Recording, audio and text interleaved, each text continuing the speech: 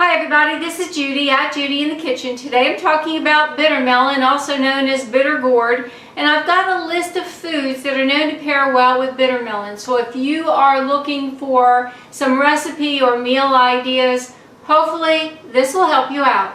In the protein category that includes legumes, nuts, and seeds, there's beans going well with bitter melon. Beans of all types, but especially black beans and fermented black beans.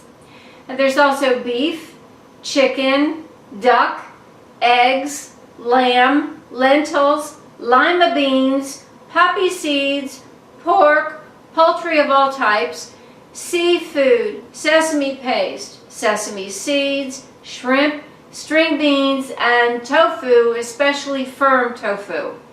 In the way of vegetables that go well with bitter melon, there's chilies, such as green jalapeno and red chilies, eggplant, garlic, ginger, okra, onions, potatoes, squash like kabocha or other winter squash, tomatoes, and sweet potatoes.